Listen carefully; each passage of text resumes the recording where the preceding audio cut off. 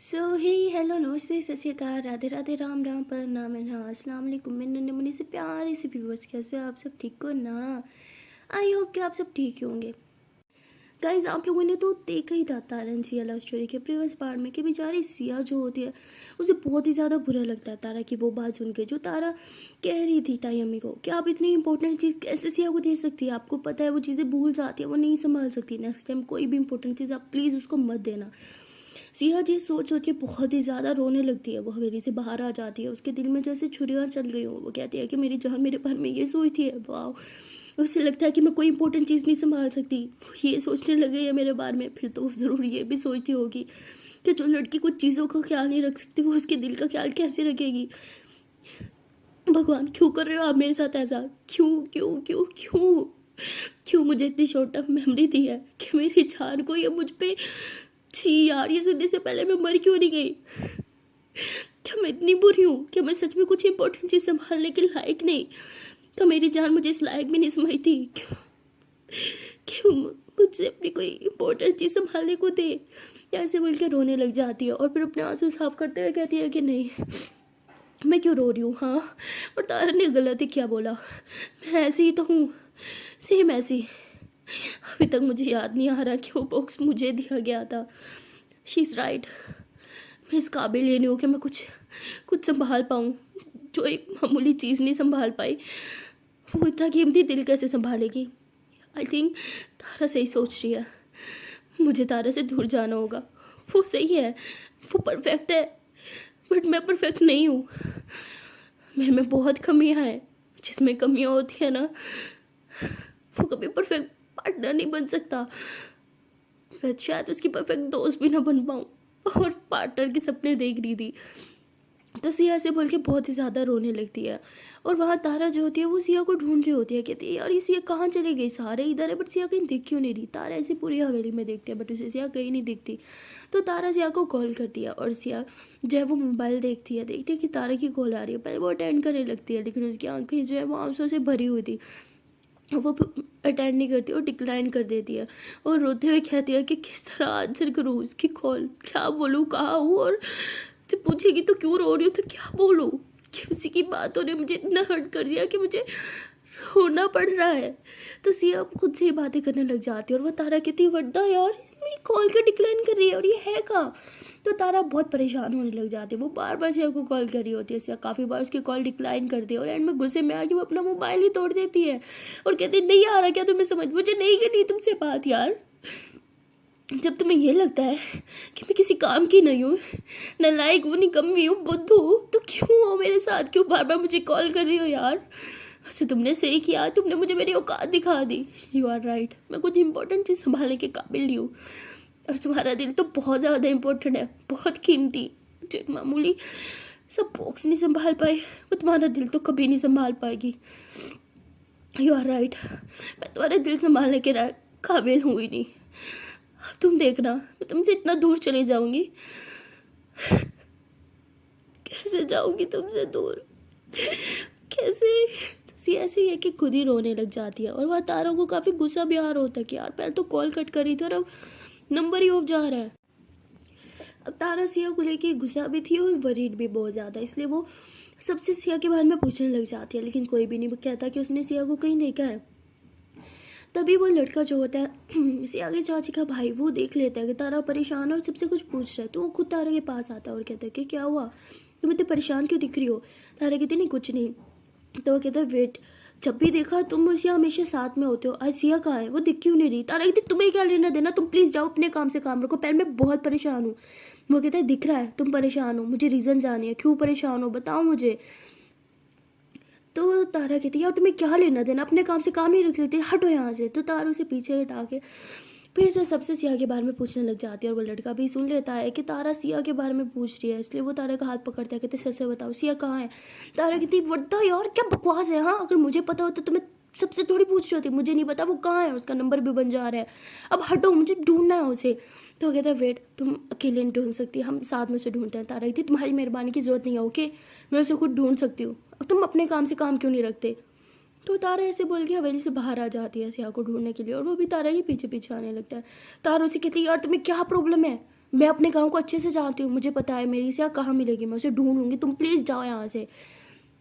तो वो कहता है कि तुम्हें शायद मेरा तुम्हारे पीछे आना पसंद नहीं है, लेकिन सच में बोल रहा हूँ, मैं सिर्फ सिया को ढूंढना चाहता हूँ, उसे एक बार ढूंढ लूँ, देख लूँ, ठीक है मैं खुद चला जाऊँगा। तारा कहती क्या ज़रूरत है तुम्हें उसे देखने की, हाँ मैं हूँ ना, मैं खुद उसका ख्याल रख सकती हूँ। तो कहते ओह अच्छा, अगर तुम उसका ख्याल रख सकती ना, इस तरह तुम दूसरे से नहीं पूछ रही होती कि वो कहाँ है। तो तारा कहती तुम्हारी हिम्मत कैसे हुई बकवास करने की, हाँ तुम्हें क्या लगता है कि मैं उसका ख्याल नहीं रखती। तो वो कहता है हाँ वो तो दिख रहा है, जितना तुम उसका ख्याल रख रही हो तभी तो तुम्हें दूसरे लोगों से पता करने की जरूरत पड़ेगी कि वो है कहाँ। तो तारा को बहुत बुरा लगता है, वो कुछ नहीं बोलती और बस सिया को ढूंढने के लिए इधर उधर चली जाती है। और वहाँ सिया जो होती है उसे कुछ नहीं पता होता वो कहाँ जा रही है। वहाँ गांव में ना, मतलब गांव के पास जो है वो एक जंगल होता है जो काफ़ी ज़्यादा डरावना दिखता है रात के टाइम। सिया चलते चलते वो अपनी मस्ती में होती है, मतलब अपने गम में होती है, वो गम में इतनी खोई हुई होती है कि उसे होश नहीं होता कि वो कहाँ जा रही है। बस चलते चलते उस जंगल की तरफ चली जाती है और जब वो देखती है जंगल को तो वो डर जाती है, कहती मैं यहाँ कैसे आई।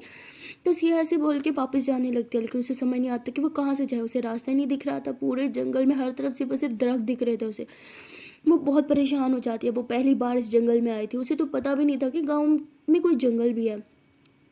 वो ऐसे इधर उधर देखने लगती है, परेशान हो जाती है कि ठीक मैं कहाँ गई, ये तो कोई जंगल लग रहा है, यहाँ से बाहर जाने का रास्ता क्या होगा, शिट क्या करूँ मैं। तो सिया तभी अपने मोबाइल को देखता है जो डेड हो चुका होता है, जो पूरी तरह से टूटा हुआ था। तो कहते शिट यार मेरा गुस्सा, क्यों मैं इतना गुस्सा करती हूँ, मैं क्या करूँ, कैसे निकलूंगी यहाँ से, शिट बाहर जाने का रास्ता क्या होगा। तो सिया बहुत परेशान हो जाती है, रात भी काफ़ी हो चुकी होती है, उसे डर भी लग रहा होता है क्योंकि घने जंगल के अंदर होती है, उसे पता भी नहीं होता यहाँ कोई जानवर है क्या नहीं। बहुत घबरा जाती है वो, बस पैनिक हो जाती है और इधर उधर चलना स्टार्ट कर देती है, कहती रुकने से कुछ नहीं होगा, मुझे बस चलना ही होगा, शायद मुझे कहीं बाहर का रास्ता दिख जाए। ऐसे बोल के बस इधर उधर चलती रहती है। अंधेरा भी काफ़ी हो चुका होता है, उसका मोबाइल भी डेड होता है, रोशनी का भी कोई जरिया नहीं होता। तो घबराहट के मारे बस जोर से उसे चिल्लाने लगती है हेल्प हेल्प, कोई है प्लीज़ मुझे जंगल से बाहर निकालो। और वहाँ तारा पागलों की तरह पूरे गांव में सिया को ढूंढ रही होती है। तभी उसकी नज़र जंगल की तरफ जाती है, जंगल की तरफ जाने वाले रास्ते पे। और वो कहती है कि जंगल, क्या मुझे वहाँ चेक करना चाहिए। फिर तारा कहती है नहीं, सिया को तो पता भी नहीं है कि ये रास्ता जंगल की तरह जाता है, उसे तो पता नहीं होगा कि आगे जंगल भी है, मैं अभी ना कुछ भी सोच रही हूँ। तो तारा ऐसे बोल के वहाँ से पलटने लगती है।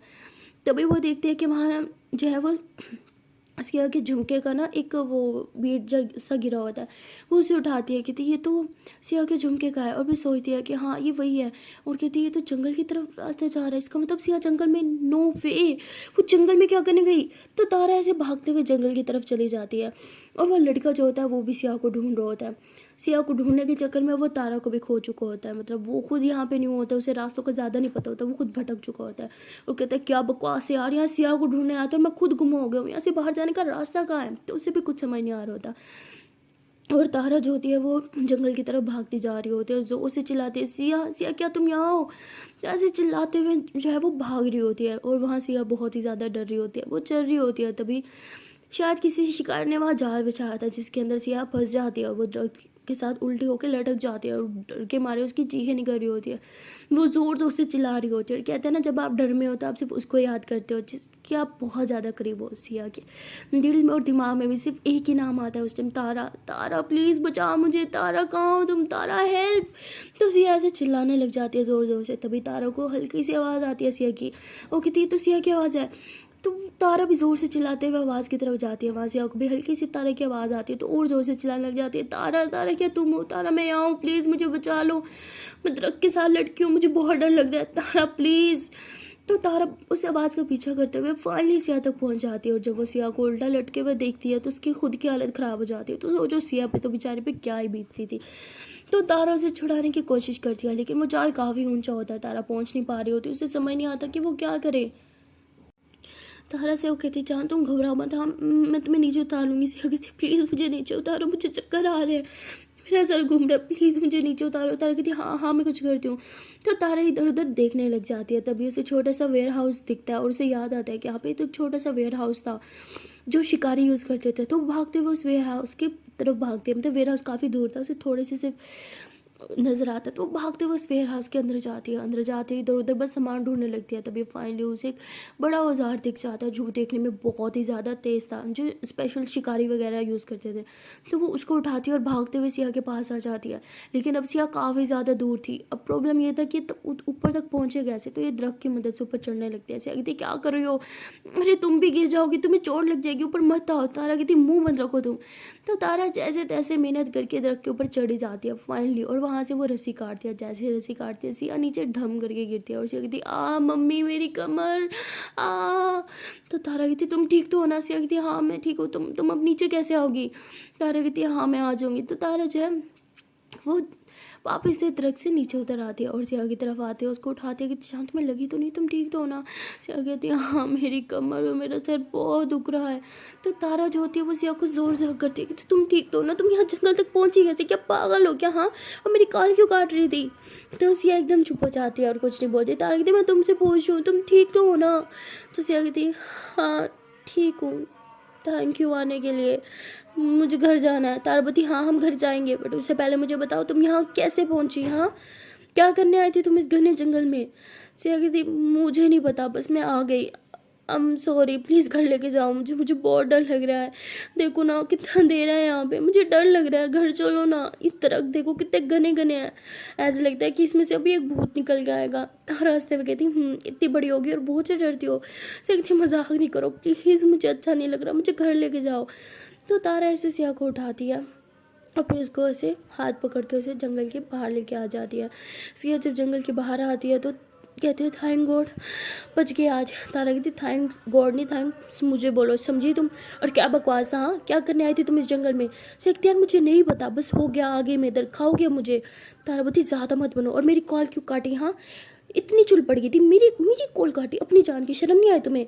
तो ऐसे ही सिया जो है वो तारा की तरफ गुस्से से देखती है और दिल ही दिल में कहती है कि तुम्हें शर्म आई थी अपनी जान के बारे में वो सब बोलने से पहले। तारा कहती कुछ बोल रही हो तुम। सिया कहती नहीं कुछ नहीं, मुझे घर जाना है, मुझे यहाँ से आगे का रास्ता आता है, मैं खुद चली जाऊंगी। तो सिया से बोल के चलने लग जाती है। तो तारा उसके पीछे पीछे आती है, कहती पागल हो क्या, जंगल से मैंने तुम्हें निकाला है और जंगल से बाहर आ गई तो अकेली भागी जा रही हो, हाँ रुको साथ में घर जाते हैं। तो सिया कहती उसकी जरूरत नहीं है, मैं अकेली जा सकती हूँ। तो सिया जो है वो वापस हवेली में आ जाती है और वो जैसे ही हवेली में आती है तो सब उसे देखते हैं। सिया ऊपर से गिरने की वजह से उसके कपड़े गंदे हो चुके होते हैं। सिया की मम्मा कहती ये क्या बच्चों वाली हरकतें, हाँ ये कहाँ से कपड़े गंदे करके आई हो। तो सिया कहती वो मैं गिर गई थी। उसकी मम्मा कहती लेकिन तुम बाहर से कहाँ से आ रही हो। सिया कहती मम्मा प्लीज़ मुझे ऊपर जाना है। तो सिया से बोल के ऊपर आ जाती है और फिर तारा भी पीछे पीछे आ जाती है। वो सिया को ऊपर जाते हुए देखते हैं तो उसके पीछे जाने लगती है। लेकिन तभी उसकी चाची होने वाली चाची जो होती है वो तारा का हाथ पकड़ती है। वो कहती तारा क्या तुमने मेरे भाई को देखा, वो कब से नहीं मिल रहा, सब उसे ढूंढ रहे हैं। तारा कहती हाँ देखो तो था इधर कहीं होगा। तो कहती नहीं वो कब से नहीं मिल रहा और उसका मोबाइल भी ऑफ जा रहा है, तुम्हें तो पता है उसे यहाँ के रास्तों का भी नहीं पता, मुझे बहुत टेंशन हो रही है, अगर तुमने उसे कहीं देखा तो प्लीज़ बता दो। तो तारा सोचने लग जाती है, कहती शिट यार वो तो सिया को ढूंढने के लिए निकला था। तो कहती हाँ मुझे पता है आपका भाई का है, मैं अभी उसे लेके आती हूँ। तो तारा ऐसे बोल के वापस बाहर जाने लगती है और फिर वो वापस पलटते हैं और सिया को ऊपर जाते हुए देखती है। कहती सॉरी जान, मुझे अभी जाना होगा, मैं फिर आगे तुमसे ज़रूर पूछूंगी कि तुम उस जंगल में क्या करने गई थी, वो भी इतने लेट। तो तारा ऐसे बोल के बाहर आती है और भागते हुए जंगल के करीब जाती है और कहती कहीं वो पागल भी तो जंगल में नहीं घुस गया, उसका नंबर क्यों बन जा रहा था, पक्का जंगल में गया होगा, वहीं पे सिर्फ नेटवर्क नहीं मिलते।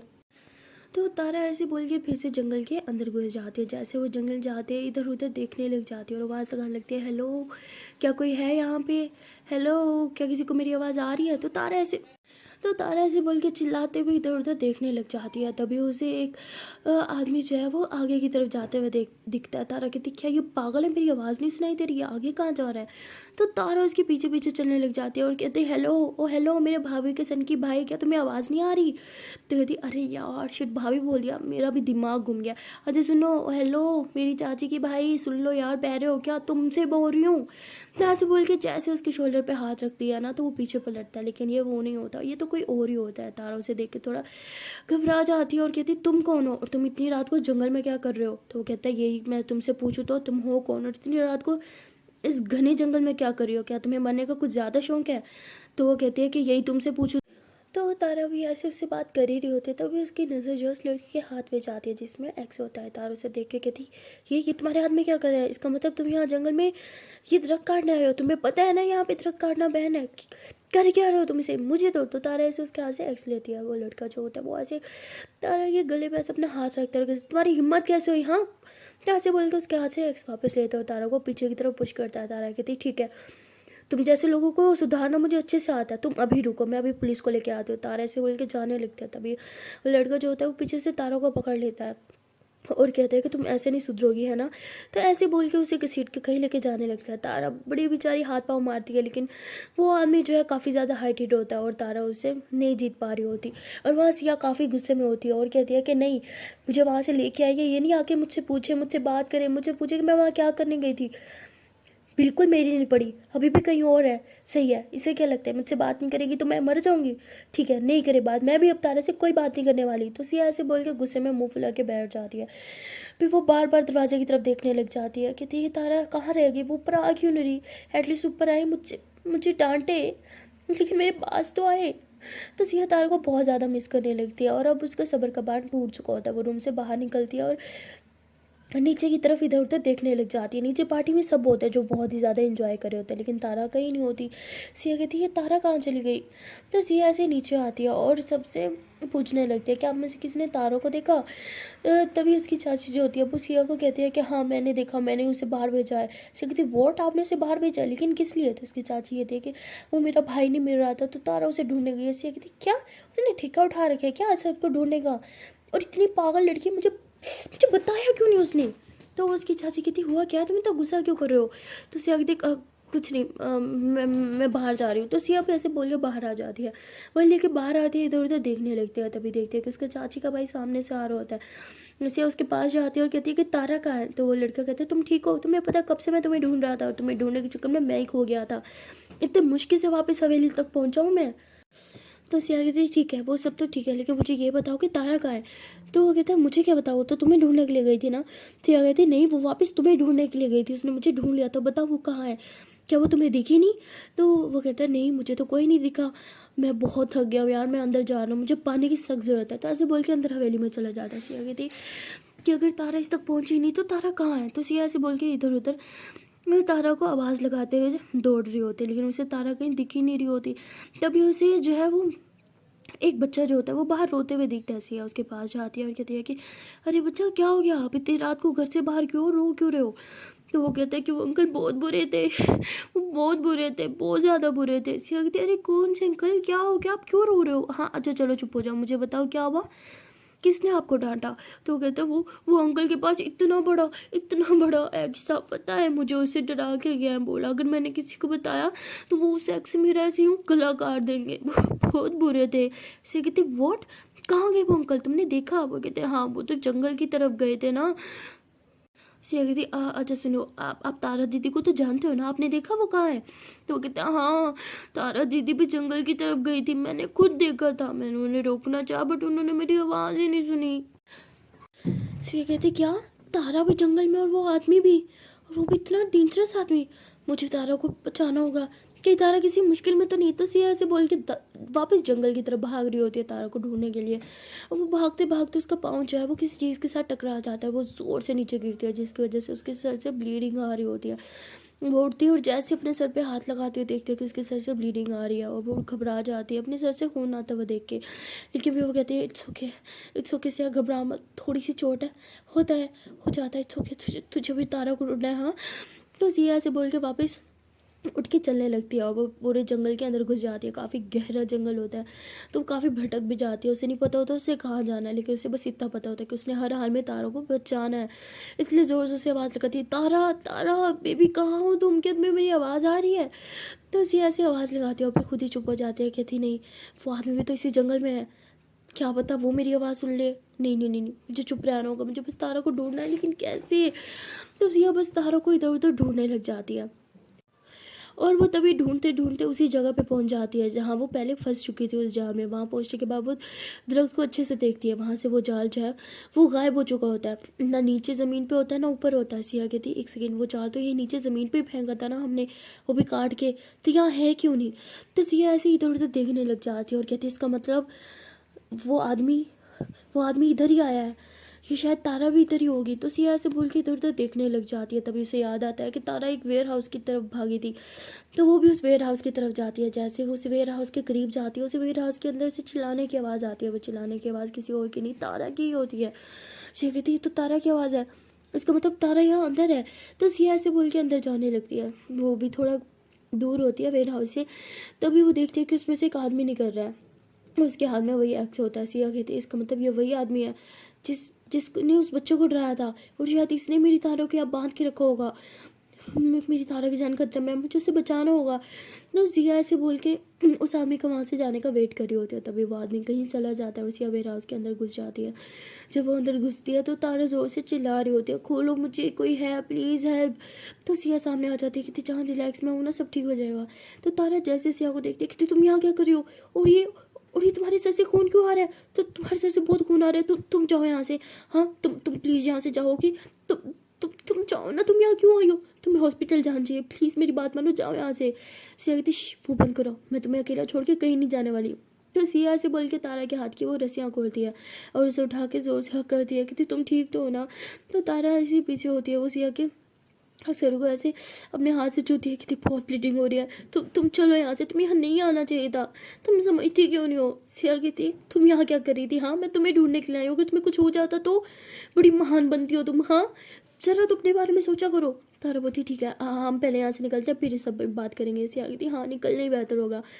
तो उसके बाद सिया से तारा का हाथ पकड़ती है, ये दोनों वेयर हाउस से बाहर आ जाते हैं। जैसे ही बाहर आते हैं तो तारा देखती है कि वो आदमी वापस आ रहा है वेयर हाउस की तरफ। तभी तारा जो है वो सिया का हाथ पकड़ती है, और ये दोनों जो होते हैं वो बस वहाँ से भागना स्टार्ट कर देते हैं। और वो आदमी जो होता है वो इन दोनों को देख लेता है, वो इनके पीछे भाग रहा होता है। सिया कहती है आदमी हमारे पीछे क्यों भाग रही है, हमारा पीछा क्यों नहीं छोड़ रहा? हाँ मेरी टांगे, मैं थक गई भाग भाग के, ये पागल है क्या, क्यों इतना भाग रहा है? तारा कहती चुप करके बस भागती रहो, हमें रुकना नहीं है, ओके?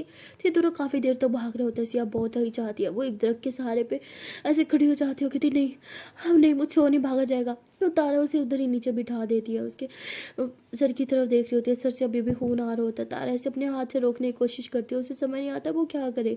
ना उसके पास दुपट्टा होता है ना ही कोई स्कार्फ जिससे वो उसके सर पे पट्टी कर सके। तभी वो अपनी ड्रेस को देखती है, उसका ड्रेस मतलब बहुत ही ज़्यादा वो होता है ना लंबा टाइप, तो वो उसको फाड़ती है और उसके सर पे पट्टी करती है। कहती जान तुम्हारे सर से बहुत ब्लीडिंग आ रही है, तुम्हें अभी हॉस्पिटल जाना होगा। सिया कहती यहाँ से निकलेंगे तब हॉस्पिटल जाएंगे ना? तारा बोलती है हाँ चलो मैं चल लूँगा। सिया कहती प्लीज़ जान, मुझसे वो नहीं चला जाएगा, तुम एक काम करो, तुम चली जाओ यहाँ से। तारा बोलती तुम्हारा दिमाग खराब है, सोचा भी कैसे कि मैं तुम्हें अकेले छोड़ के जाऊँगी? जाएंगे तो हम दोनों साथ में जाएंगे यहाँ से। जान प्लीज़ चलो। हाँ तुम्हें अच्छे से पता है मैं तुम्हें यहाँ अकेले छोड़ के नहीं जाऊँगी, सिर मत करो, उठो, वो आता ही होगा। कहती मुझे समझ नहीं आ रहा वो हमारे पीछे क्यों पड़ा है यार, ऐसा क्या कांड कर दिया तुमने? तारा कहती वो स्मगलिंग कर रहा था और मैंने उसे पकड़ लिया, मैंने बोला मैं पुलिस को बुलाऊंगी बस इसलिए वो हाथ धो के मेरे पीछे पड़ा है। सिया बोलती वॉट यार, तुम्हें क्या शौक होता है हर मामले में दखल अंदाजी करने की? वो स्मगलिंग कर रहा था ना, गलत काम को वो कर रहा था, तुम थोड़ी कर रही थी, क्या जरूरत थी बीच में पड़ने की? देखा आप खुद भी फंस कर मुझे भी फंसा दिया। तारा बोलती ओ अच्छा, तो मैंने आपको इनविटेशन भेजा था कि यहाँ आओ फंसने के लिए, मैंने बुलाया था, खुद आई हो ना, तो मुंह बंद करो और चलो मेरे साथ। तो सिया कहती छोड़ो मेरा, मैं तुम्हारे साथ नहीं आना, ओके? तारा बोलती क्या जान क्या फजूल की जिद लगा रखी है। तो तभी ऐसे सिया बोलने लगती है कि तभी उसे चक्कर आने लग जाते हैं और वैसे नीचे गिर रही होती है। तारों से पकड़ती कहती हे जान व्हाट हैपेंड, क्या हो गया, तो तुम ठीक तो हो ना? हाँ सिया बोलती हाँ मैं ठीक हूँ, तुम जाओ यहाँ से, मैं इसे रोकती हूँ कि तुम बाहर जाओ और कहीं से हेल्प लेके आओ, तब तक मैं इसको रोकती हूँ यहाँ पे। तारा बोलती नो वे, मैं तुम्हें अकेले छोड़ के कहीं नहीं जाऊँगी। सिया कहती हम दोनों यहाँ से साथ में नहीं निकल सकते, किसी एक को यहाँ रुकना होगा, समझी, उसे रोकने के लिए। तारा बोलती ठीक है तो मैं रुक जाती हूँ, तुम जाओ। सिया बोलती देखो मुझसे भागा नहीं जाएगा इसलिए मैं नहीं जा सकती, मेरे सर पे वैसे भी लगी है, मैं यहाँ रुकती हूँ, मैं उसे रोकती हूँ, ओके? तारा बोलती नहीं मैं तुम्हें खतरे में नहीं डाल सकती जान, प्लीज़ समझो। सिया बोलती तुम्हें मेरी कसम जाना होगा, हम दोनों यहाँ से साथ में नहीं भाग सकते, किसी एक को उसको रोकना होगा, ओके? सिया जो है वो तारा को दे देती है अपनी कसम और तारा उसकी कसम के आगे मजबूर हो जाती है। उसका दिल तो नहीं होता सिया को साथ में अकेले छोड़ के जाने का, लेकिन वो और कुछ कर नहीं सकती थी। पीछे से आदमी जो है वो इनके काफ़ी ज़्यादा करीब आ चुका होता है और इसलिए सिया जो है कहती जान प्लीज़ तुम्हें मेरी कसम, तुम्हें जाना होगा, आई प्रॉमिस मुझे कुछ नहीं होगा। तारा कहती ठीक है मैं अभी हेल्प लेके आती हूँ, ओके? प्लीज़ अपना ख्याल रखना, ओके ना? मैं अभी आ रही हूँ। तो तारा ऐसे बोल के जंगल के बाहर की तरफ भाग रही होती है और सिया जो होती है वो उधर ही छुप जाती है।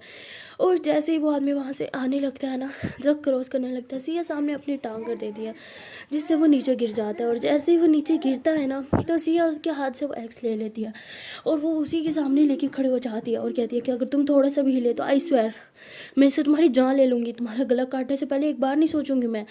और वो हंसता हुआ कहता है, तू इतनी सी छोरी तू मेरी जान लेगी? थारे बस की बात नहीं है कुड़िया, वापस कर दे।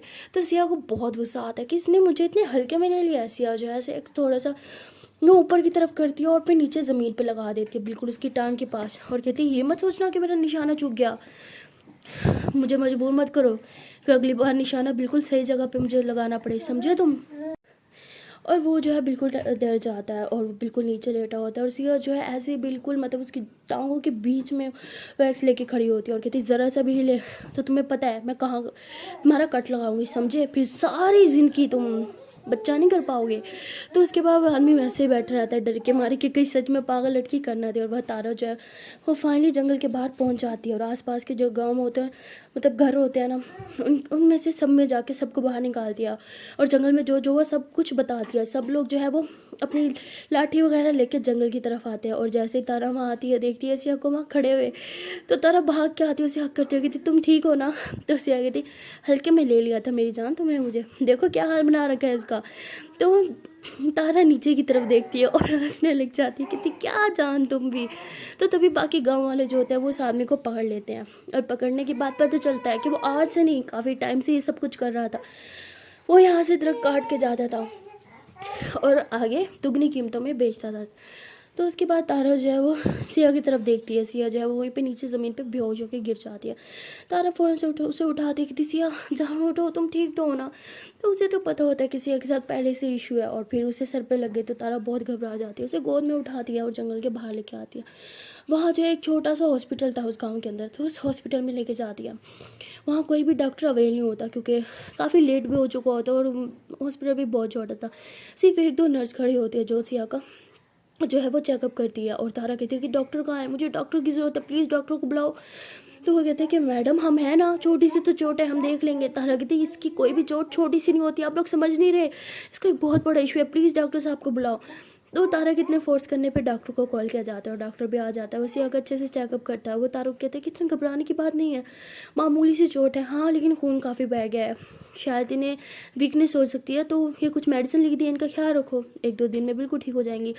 तो तारों को यकीन नहीं आता डॉक्टर की बात पे क्योंकि उसे पता था कि सिया के साथ क्या इशू था। वो उसे वापस हवेली में लेके जाती है, वो भी गोद में उठा के। और सिया तारों को बहुत प्यार से देख रही होती है कि तारा उसका कितना ख्याल रख रही है। और तभी सिया को वो बात याद आती है जो तारा ने बोली थी और फिर से वो सैड हो जाती है और तारा की तरफ से अपनी नज़रें हटा लेती है। और जैसे सब घर वाले सिया को यूँ देखते हैं तारा की बाहों में और उसके सर पे वो पट्टी, सब बहुत घबरा जाते हैं, सारे भाग के आते हैं। स्पेशली सिया की मोमो कहती सिया बेटा क्या हो गया इसे? तारा बोलो इसे क्या हो गया, इसे सर पे फिर से कैसे लग गई, ये ठीक तो है ना? हाँ, और ये पट्टी कसने गिरी। तो तारा कहती है कि आंटी प्लीज़ यहाँ पे बहुत लोग हैं, हम ऊपर रूम में जाके बात करते हैं। तो तारा सिया को लेकर ऊपर रूम में लेके आ जाती है और जो इनके क्लोज रिलेटिव्स होते हैं वो ऊपर आ जाते हैं। उसके बाद तारा की मम्मा सॉरी सिया की मम्मा बहुत परेशान होती है। तारा उन्हें बाहर लेके जाती है, उन्हें पूरी सिचुएशन बताती है। वो कहती वॉट, लेकिन तुम जंगल में क्या करने गई थी? हाँ, और ये जंगल में क्या करने गई थी? तो सिया की मम्मा तारा को बहुत सुना देती है, कहती तुम्हारी वजह से मेरी बेटी की हालत है, तुम्हें अच्छे से पता है, हाँ तुम्हें सब कुछ पता है कि उसके चोटी से भी सर पे चोट उसकी जान ले सकती है, फिर भी तुम उसकी जान खतरे में डाला। तुमसे उम्मीद नहीं थी, मुझे लगा था कि तुम उसका ख्याल मुझसे बेहतर रख सकती हो, लेकिन आज तुमने मुझे गलत साबित कर दिया। तो सिया की मम्मा बहुत ही ज़्यादा गुस्से में होती है और कुछ ज़्यादा ही सुना देती है जिसकी वजह से तारा की आंखों में आंसू आ जाते हैं और सिया की नज़रें तारा पे ही होती है। वो देखते हैं कि सिया की मम्मा तारा को बहुत सुना रही है। वो कहती मम्मा मम्मा प्लीज़ उससे कुछ मत बोलो, वहाँ जंगल में मैं खुद गई थी अपनी मर्जी से, उसकी गलती नहीं है। तो उसकी मम्मा कहती तुम तो मुंह बंद ही रखो और तारा तुम चली जाओ यहाँ से, मेरी नज़रों के सामने भी मत आना। तो बहुत बुरा बुरा बोल देते हैं। तारा की आंखें आंसू से भरी हुई होती है। सिया तारा से नाराज़ ज़रूर थी लेकिन तारा का ये दर्द उसे देखा नहीं चाहता और वो बेड से उठती है। उसकी मम्मा कहती तुम्हारा दिमाग ख़राब हो गया, तुम्हें लगी है, कहाँ उठ रही हो तुम? तो सिया अपनी मम्मा का हाथ चढ़वाती है, कहती मम्मा आपने ठीक नहीं किया तारा को सुना के, आपको जानना था ना वहाँ जंगल में कौन गया था? पहले मैं गई थी और तारा वहाँ मुझे ढूंढते हुए आई थी। तो इस सबका कसूरवार तारा नहीं हुई, मैं हूँ, मुझे जो चोट लगी इसकी जिम्मेदार मैं खुद हूँ। अब किसी भी चीज़ के लिए तारों को ब्लेम नहीं कर सकती, समझिए आप? तो ऐसे बोल के सिया जो है वो तारा के पास आती है, देखती है कि तारा वो दूसरे रूम में जाके रो रही है चुपके चुपके। सिया पीछे से आती है, तारा अपने आंसू पोंछती है और कहती है अरे सिया तुम यहाँ क्या कर रही हो, हाँ तुम्हारी तबीयत ठीक नहीं है ना, तुम्हें रेस्ट करना चाहिए था। तो सिया कहती तुम रो रही हो, तो तारा ऐसे अपनी नज़रें चुराती है, कहती नहीं पागल हो क्या, मैं क्यों रोऊंगी। तो सिया ऐसे तारा का फेस अपनी तरफ करती है, उसके फोरहेड पर किस करते हुए बोलती है कि प्लीज़ मुझसे झूठ मत बोला करो, मुझे नहीं पसंद कि तुम मुझसे झूठ बोलो। तो तारा कहती रो रही थी। सिया बोलती मम्मा की बात बुरी लगी। तारा कहती हाँ लगी बुरी, वैसे शायद उन्होंने गलत नहीं बोला, मुझे तुम्हारा ख्याल रखना चाहिए था जो मैं नहीं रख पाई, तो उनका गुस्सा बनता था। सिया गलती तो मेरी थी ना। हाँ तारा बोलती नहीं, हमेशा गलती मेरी ही होती है और आज भी मेरी ही थी। तो सिया तारा को हक करती है और कहती है कि हर चीज़ का खुद को कसूरवार समझना बंद कर दो, ओके। तुम्हारी कभी गलती नहीं होती, हमेशा गलती मेरी होती है और आज भी गलती मेरी ही थी। तारा कहती तुम्हें उस जंगल में वापस नहीं आना चाहिए था। सिया कहती जब तुम्हें पता चला मैं जंगल में हूँ, क्या तुमसे रहा पाया? नहीं ना, तुम आई ना मुझे बचाने, तो तुम कैसे एक्सपेक्ट कर सकती हो कि मैं तुम्हें बचाने नहीं आऊँगी। हाँ तारा कहती बट तुम्हारे सर पे कितनी चोट लग गई है। सिया कहती सूखे, अरे यार हर किसी को चोट तो लगती ही रहती है ना, मुझे लग गई तो क्या बड़ी बात हो गई। तारा कहती बड़ी बात है, तुम्हारा सर पे चोट लगना कोई आम बात नहीं है, ये तुम भी जानती हो। सिया बोलती यार मैं एक नॉर्मल इंसान हूँ, मुझे नॉर्मल इंसान की तरह तुम सब ट्रीट क्यों नहीं करते, क्यों मुझे हर दूसरे दिन इस बात का एहसास दिलाया जाता है कि मैं एक स्पेशल चाइल्ड हूँ। यार मैं नॉर्मल लड़की हूँ, हर लड़की को चोट लगती है, मुझे भी लड़की, तो कौन सा बड़ा पाप हो गया। तारा कहती हे प्लीज़ रिलैक्स, इतना हाइपर होने की जरूरत नहीं होगी, टेंशन मत लो। सिया बोलती ओ प्लीज़ हाँ मैंने सुना था तुम मेरे बारे में क्या सोचती हो। तारा बोलती व्हाट, क्या सुना तुमने और क्या सोचती हूँ मैं। सिया बोलती तुम यही सोचते हो कि मैं किसी काम की नहीं हूँ, मैं किसी की इंपॉर्टेंट चीज़ रखने के लायक नहीं हूँ, शायद तुमने सही बोला था, और अभी भी तुम मुझे स्पेशल होने का एहसास दिला रही हो। हर बार मुझे स्पेशल ट्रीट क्यों किया जाता है यार, मैं भी एक नॉर्मल लड़की हूँ, मुझे किसी की दया की जरूरत नहीं है, ओके। और ये जो हमदर्दी मेरे साथ तुम सब करते हो ना, ये तो करो ही मत, मुझे ये सब चीज़ें नहीं पसंद। हर्ट होता है जब मुझे तुम सब स्पेशल ट्रीट करते हो, ऐसे लगता है कि जैसे मैं कोई बेचारी लड़की हूँ जिसपे सब तरस खा रहे हो। तारा थी हे बेबी क्या बोल रही हो, ऐसा नहीं है okay, I love you so much. Siya बोलती हो प्लीज़ यार, सुनी थी मैंने तुम्हारी और ताई अम्मी की बात है, क्या बोला था, इतनी इंपॉर्टेंट चीज़ उन्होंने मेरे पास लिखवाई क्यों।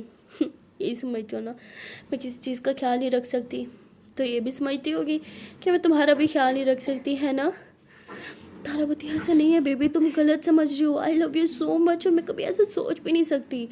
सिया कहती हाँ यू आर राइट, शायद मैंने ही गलत सुना होगा, है ना, लगता है मेरी याददाश्त के साथ साथ मेरे कान भी ख़राब हो गए हैं। तो तारा बोलती प्लीज़ बेबी अब ज़्यादा हो रहा है। तो सिया कहते don't call me baby okay, मुझे सब पता है यार, हर एक चीज़ जानती हूँ, बस दिखावा करती हूँ ना जाने का, ताकि तुम सबको हर्ट ना हो, क्योंकि मुझे तो हर्ट पहले ही हो रहा है ना, तो तुम सबको हर्ट क्यों करना। तो सिया से बोल के वहाँ से आंसू पोंछते हुए चली जाती है। तारा बोलती ये क्या सोच रही है, ये सब गलत है, मैंने ऐसा कभी नहीं सोचा कि वो मेरा ख्याल रखने के काबिल नहीं है। अरे उसने तो आज भी प्रूव करा कि जितना अच्छे से ख्याल वो मेरा रख सकती है और कोई नहीं रख सकता। सिया ऐसा क्यों सोच रही है। तो तारा को बहुत बुरा लगता है कि उसने ऐसा सोचा। वो डिसाइड करती है कि वो सिया को एहसास इस बात का दिलाएगी कि जितना ख्याल सिया तारा का रखती है उतना कभी कोई नहीं रख सकता। सो गाइस मिलते हैं नेक्स्ट वीडियो में और देखते हैं कि आने वाले पार्ट में क्या होगा। क्या सिया इसी तरह घुट घुट कर जीती रहेगी, खुद को कसूरवार समझती रहेगी कि वो इस काबिल नहीं है कि वो तारा का ख्याल रख पाए, या हमारी तारा जीनियस जो है वो उससे पहले ही सिया को फील करवा देगी कि यादाश्त कम होने से प्यार का कोई लेना देना नहीं है, प्यार दिल से होता है ना कि दिमाग से। तो मिलता है नेक्स्ट वीडियो में, तब तक के लिए टाटा बाय बाय एंड हाँ गाइस, जाने से पहले बस एक छोटी सी रिक्वेस्ट है कि अगर अभी तक वीडियो को लाइक नहीं किया तो जल्दी से वीडियो को लाइक कर लो, कमेंट कर लो, शेयर कर लो, और हाँ चैनल कर लो जल्दी से subscribe. Okay tata bye bye.